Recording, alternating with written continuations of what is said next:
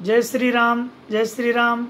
आज मैं आपको दीपावली के शुभ अवसर पर महालक्ष्मी का पूजन कैसे करना चाहिए, किस समय करना चाहिए, इसके बारे में बताने जा रहा हूँ। यदि आपने इस विधि का आश्रय लिया तो आप किसी की पूजा करवा भी सकते हैं और स्वयं अपनी कर भी सकते हैं। बहुत से लोगों को ये रहता है कि पूजा कैसे करेंगे, और बहुत से आपको वीडियो भी देखने को मिल जाएंगे, लेकिन जो शास्त्रीय जो विधि है उससे आप कैसे पूजन संपन्न कर सकते हैं ये मैं आपको बताने जा रहा हूँ। क्योंकि सब जगह ब्राह्मण देवता की उपस्थिति हो नहीं पाती है, इसलिए जो लोग केवल इस विधि का आश्रय लेकर के आराम से अपना पूजन कर सकते हैं, हो सके तो आप ये मेरा वीडियो देख करके आप आराम से किसी कागज़ से पेन कागज़ लेकर के नोट कर सकते हैं, और आप एक एक पॉइंट नोट कर लीजिए और आराम से बैठ करके आप अपना पूजन कर लीजिए। देखिए, सबसे पहले मैं एक एक वाक्य बोल रहा हूँ जो मैंने स्वयं लिखे हैं, और उनको आप आराम से समझ पाएंगे। सबसे पहले तो आज समय देखिए, जो सामने जो दीपावली आ रही है 4 नवंबर 2021 गुरुवार को, अपने सबसे अच्छा जो समय है वो सायंकाल का समय है, क्योंकि उसमें प्रदोष वेला है, और प्रदोष वेला के साथ में गोधूली भी उसी समय रहती है, और लगभग उसी गोधूली में वृष लग्न भी आ जाता है। 5:30 बजे अपना पूजन का श्रेष्ठ समय शुरू होता है, और 8:15 तक एकदम सबसे बढ़िया समय इस समय रहता है। और कई लोग वृष लग्न को और अर्धरात्रि के पश्चात जो सिंह लग्न आता है उसको भी बढ़िया मानते हैं, है भी बढ़िया। और पूरी रात्रि वैसे अच्छी रहती है, लेकिन सबसे अच्छा जो समय है वो अपना सायंकाल 5:30 से 8:15 बजे का समय रहेगा। और ये मैं अपने राजस्थान शेखावाटी के हिसाब से बता रहा हूँ आपको। वैसे ये सायंकाल का जो समय है वो सर्वत्र सब जगह के लिए यही समय रहेगा, क्योंकि जो सायंकाल को जो समय होता है वो प्रदोष काल है, गोधूली वेला है। अब आप देखिए, पूजन आपको करना है तो मैं आपको नोट करा रहा हूँ, वो आप नोट कर लीजिए। शुद्धासन है आपका आसन, आपका शुद्धिकरण होना चाहिए, स्नान इत्यादि, शुद्ध वस्त्र धारण करके बैठिए। दूसरा, प्रांग मुख है, मानिए अपना मुख सबसे अच्छा हो, पूर्व में हो, पूर्व में नहीं तो उत्तर में, उत्तर में नहीं तो पश्चिम में मुख हो, दक्षिणाभिमुख होकर के नहीं बैठना चाहिए। शुद्धासन है, प्रांग मुख है। शिखा तिलकादीन कृत्वा, आप शिखा बांध लीजिए, तिलक इत्यादि कर लीजिए, या कोई यजमान है तो उसके कर दीजिए, जैसे भी है। पवित्र पानी, आपके हाथ में कोई अंगूठी इत्यादि पवित्र हो इस अंगुली में, और इसके बाद में आप आचमन करिए अपने अंतःकरण की शुद्धि के लिए। थोड़ा सा जल लेकर के आप पीजिए आचम्य, और प्राणायाम करिए, श्वास को रोक करके छोड़ दीजिए, इससे अंतःकरण की शुद्धि ये विधि है।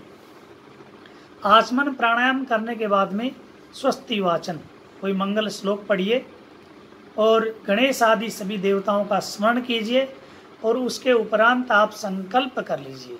आपको लिखना हो तो एक पंक्ति में कोई जो करवाते हैं ब्राह्मण देवता, वो भी अगर चाहें तो लिख सकते हैं, और कोई यजमान अपना स्वयं करना चाहता है वो भी लिख सकते हैं कि शुद्धासन है, प्रांग मुख है, शिखा तिलकादीन कृत्वा पवित्र पाणी ही आचम्य प्राणानायम्य स्वस्ति संकल्प है। संकल्प में क्या है, आप अपने दाहिने हाथ में जल लीजिए, जल लेकर के और गंधाक्षत पुष्प दक्षिणा जो भी है वो लेकर के आप संकल्प करिए। संकल्प में ये बोलिए कि दीपावली के शुभ अवसर पर महालक्ष्मी मैया का हम पूजन करने जा रहे हैं। हमारी मनोकामना, हमारे घर में सुख शांति हो, हमारे व्यापार में वृद्धि हो, जो भी आपकी कामनाएं हैं वो कामनाएं आप रख करके और आप संकल्प कर सकते हैं। संकल्प के उपरांत आपको क्या करना है, पूजा से पहले एक अंग पूजन होता है। अंग पूजन में क्या है, आसन विधि ही, दिग्रक्षणम, दीपस्थापनम, कर्म पात्र पूजनम, भैरव नमस्कारम, शंख घंटा पूजनम च। आप इसको समझ लीजिए। आसन विधि मानी आसन को प्रणाम करिए। दिग्रक्षण, पीली सरसों है तो या चावल है तो आप ले करके या जल ले करके चारों तरफ जो है ना वो गिरा दीजिए। इससे नकारात्मक ऊर्जा दूर हो जाती है। आसन विधि दिग्रक्षणम, दीपस्थापनम, दीप जलाइए और दीप को भी पूजन कर दीजिए, जैसे हाथ जोड़ लीजिए। दीप पूजनम, कर्म पात्र, कर्म पात्र माने अपनी जो थाली है उसमें स्वास्तिक कर दीजिए, लोटा है उसके स्वास्तिक कर दीजिए, कर्म पात्र पूजन हो जाएगा। कर्म पात्र पूजनम, भैरव जी महाराज को नमस्कार कीजिए, क्योंकि बिना भैरव प्रणाम के पूजा सफल नहीं होती है। भैरव नमस्कार कर लीजिए। और आपकी पूजा में यदि शंख है तो शंख को बाईं तरफ इसको घंटा को रखना चाहिए और दाहिनी तरफ शंख को रखना चाहिए। तो शंख को और घंटा को भी जो है तिलक लगा करके पूजन कर दीजिए। ये हो गया अपना अंग पूजन। शुद्धिकरण इत्यादि, संकल्प इत्यादि हो गया और अपने अंग पूजन हो गया। अब इसके बाद में देव पूजन होता है। देव पूजन में सबसे पहले गणेश जी का पूजन करते हैं। गणेश जी को पूजन करिए। उसके बाद में कलश वरुण का पूजन करिए। और वरुण पूजन में क्या करेंगे, जैसे अक्षत या धान्य कुछ भी हो उसके ऊपर कलश रखेंगे। कलश के ऊपर ढक्कन हो, ढक्कन में चावल इत्यादि रख करके और उसमें आम अशोक इत्यादि के पत्ते हैं तो वो पत्ते इत्यादि लगा करके ऊपर नारियल रख करके उनका भी पूजन कर दीजिए। गणेश का हो गया, कलश का हो गया। और अपने दाहिने हाथ की तरफ 16 मातृकाओं का पूजन होता है लाल वस्त्र पर, उनका पूजन कर दीजिए। और बाएं हाथ की तरफ चावल से सफ़ेद वस्त्र पर 3 के 3 नवग्रह होते हैं, उन नवग्रहों का आप पूजन करिए। तो गणेश पूजन हो गया, कलश पूजन हो गया, मातृका पूजन हो गया और नवग्रह पूजन हो गया। ये सूक्ष्म विधि में आपको बता रहा हूँ, सूक्ष्म तरीके से, और सही है, सटीक एकदम से। इतना पूजन हो जाने के बाद में आपको रक्षाबंधन, राखी बांधनी होती है, राखी तिलक करना होता है। यदि आपके पास में ब्राह्मण देवता तो उनको राखी बांधिए, तिलक लगाइए और ब्राह्मण से आप बंधवा लीजिए। नहीं तो कोई भी कन्या या कोई भी जो भी है उनसे आप भी राखी बंधवाइए। और इसके उपरांत ब्राह्मण पूजन, यानी यहाँ पर वहाँ पर ब्राह्मण तो ब्राह्मण का पूजन करिए। ब्राह्मण नहीं है तो कोई कुमारी कन्या है तो उस कन्या का पूजन कर दीजिए, या अपने गुरु आचार्य ब्राह्मण जो भी नहीं है तो उनका ध्यान करके, अपने गुरु का ध्यान करके और वहाँ पर उनका पूजन आप कर दीजिए। और ये इतना हो जाने के बाद में अब अपना प्रधान पूजन आता है। तो आपको मैंने एक क्रम बताया, क्रम में आप देखिए, पहले नंबर पर शुद्धिकरण इत्यादि मैंने आपको बताया संकल्प तक। दूसरे नंबर में अंग पूजन, इसमें आसन इत्यादि का पूजन हो गया। तीसरे नंबर में गणेश आदि देवताओं का पूजन। और चौथे नंबर में रक्षा बंधन इत्यादि, देव ब्राह्मण गुरु पूजन। और 5वें नंबर पर अपना प्रधान पूजन आ जाता है। तो प्रधान पूजन में अपने को प्रधान में क्या करना, लक्ष्मी जी का पूजन। और लक्ष्मी जी के देवी के 3 रूप है, महाकाली, महालक्ष्मी और महासरस्वती। तो जिसका प्रधान पूजन होता है उसका अपन बाद में करते हैं, और जिसका अंग सामान्य है उनका, जैसे महाकाली का पहले पूजन करेंगे। अब महाकाली में क्या पूजन करेंगे, आपके पास में पहले स्याही दवात इत्यादि होती थी, आजकल जो कलम है, पेन है, तो पेन को आप तिलक और मोली लगा करके उसका पूजन कर सकते हैं महाकाली पूजन में। और इसके साथ में अगर आपका व्यापार है तो आपके तुला है, तुला का आप इसमें पूजन कर सकते हैं। और महाकाली पूजन में आप देखेंगे तो कई लोग जैसे वाहनों का काम रहता है, अपने घर में गाड़ी इत्यादि है तो उसका भी उसी समय उसको भी तिलक लगा के पूजन कर देते हैं। तो ये महाकाली पूजन हो गया। और फिर महासरस्वती में अपने खाता, बही, कोई डायरी, पुस्तक इत्यादि है, इनका अपन पूजन कर देते हैं। ये महासरस्वती का पूजन हो गया। महालक्ष्मी पूजन अब लास्ट में अपन करेंगे। तो सबसे पहले आप अपने कोई जो गल्ला इत्यादि है उसका पूजन कर दीजिए। और महालक्ष्मी के पूजन में, गल्ले इत्यादि के पूजन में देखिए साबुत धनिया है, साबुत हल्दी है, मजीठ है, कमलगट्टा है, सुपारी है, ये छोड़ करके भी अपन इनका विशेष पूजन करते हैं। और अब ये जो महालक्ष्मी का पूजन है उसमें यदि आपके पास में यंत्र इत्यादि हैं तो वो यंत्र सामने रख करके उनका पूजन इसमें होता है। अपने पास में जो रुपया पैसा होता है उनका भी इसी के साथ में पूजन होता है। जो भी सोना चांदी गहना धन इत्यादि जो भी होता है वो महालक्ष्मी पूजन में इनके साथ में पूजन होता है। तो महाकाली का पूजन हो गया, महासरस्वती का हो गया, फिर महालक्ष्मी में अपन सबका जो सामने अपने लक्ष्मी जी की प्रतिमा उसका भी, यंत्र का भी, सबका पूजन। अब इनमें पूजन में अपने को करना क्या, क्या पूजन करेंगे? सबका पहले चाहे तो एक साथ भी कर सकते हैं, पृथक पृथक भी कर सकते हैं। पूजन में क्या करेंगे? सबसे पहले स्नान है, तो आप जल लीजिए और मूर्ति यंत्र जो भी है उनको स्नान करा दीजिए। और आपके पास में यदि पंचामृत है, दूध दही घी शहद चीनी मिला हुआ, तो पंचामृत थोड़ा छोड़ करके पंचामृत से भी आप स्नान करा सकते हैं। या आपके पास लक्ष्मी की मूर्ति है या यंत्र, तो उस पर पंचामृत छोड़ करके उसको बढ़िया तरीके से साफ करके स्नान करा सकते हैं। फिर आप शुद्ध जल से स्नान करा सकते हैं। लक्ष्मी को विशेष प्रसन्न करने के लिए आप जो है ना केवड़ा इत्र इत्यादि से उस यंत्र वगैरह को आप स्नान करा सकते हैं। और विशेष आपको है तो श्री सूक्त लक्ष्मी सूक्त इत्यादि का पाठ करते हुए उनका पाठ और स्नान या अभिषेक भी करवा सकते हैं। और उसके उपरांत शुद्ध स्नान कराने के बाद में वस्त्र इत्यादि, वस्त्र हैं तो वस्त्र चढ़ाइए, नहीं मोली इत्यादि छोड़ करके आप वस्त्र सबका, चाहे गणेश जी को चाहे सबको, एक ही विधि से आप पूजन करिए। जल से स्नान कराइए, पंचामृत से स्नान कराइए, शुद्ध जल से स्नान करा दीजिए, वस्त्र चढ़ा दीजिए। और वस्त्र चढ़ाने के बाद में आचमन करा के फिर आप उनको तिलक लगा दीजिए रोली इत्यादि से।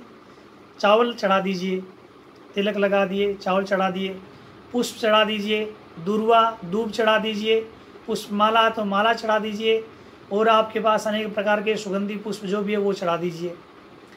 अबीर गुलाल सिंदूर ये है तो आप वो भी पुष्प में लगा करके अबीर गुलाल सिंदूर भी उनको चढ़ा दीजिए। अबीर गुलाल सिंदूर चढ़ा दीजिए, इत्र लगा दीजिए, और धूप बत्ती है तो धूप लगा करके आप उनको धूप कर दीजिए। दीपक जलाइए, दीपक जो ऊपर रखते हैं वो दीपक भी, सबको दीपक को पूजन करके अपने घर के बाहर ऊपर सब जगह दीपक रख दीजिए।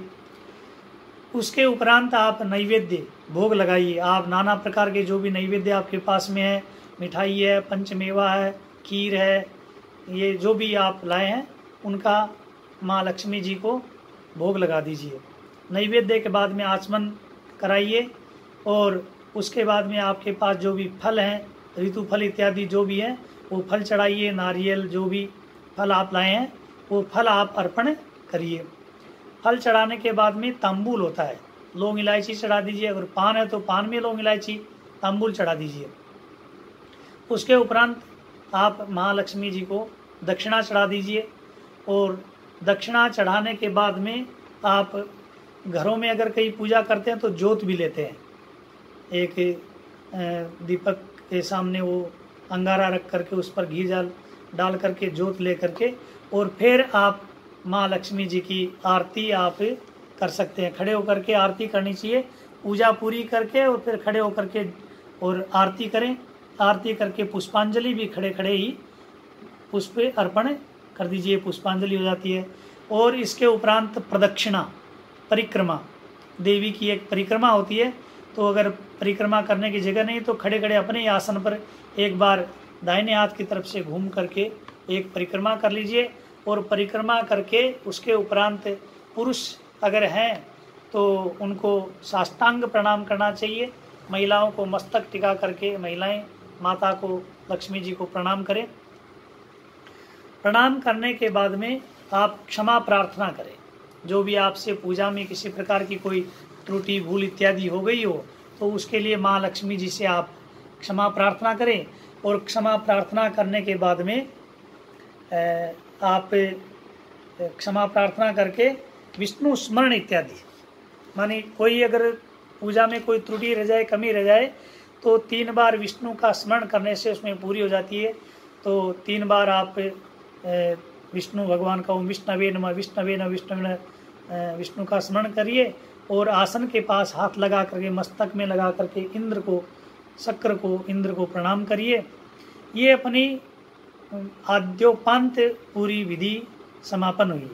और वहाँ से उठने के बाद में आप अपने माता पिता, गुरु, आचार्य, ब्राह्मण जो भी हैं उनको, बड़ों को दोनों हाथों से प्रणाम करिए। और हो सके तो दक्षिणा सहित प्रणाम करिए आप।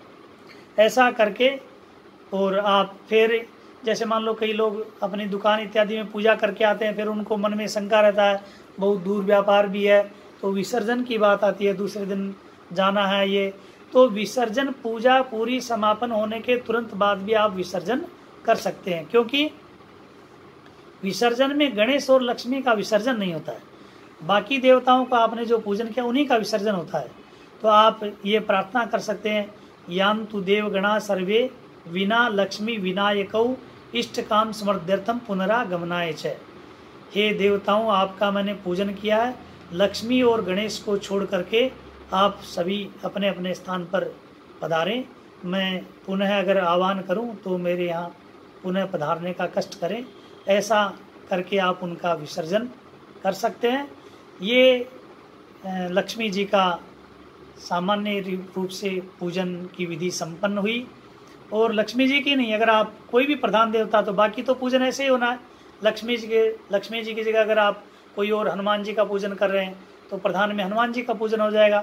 इसी प्रकार से आप सभी देवी देवताओं का पूजन संपन्न कर सकते हैं। जय श्री राम, जय श्री राम।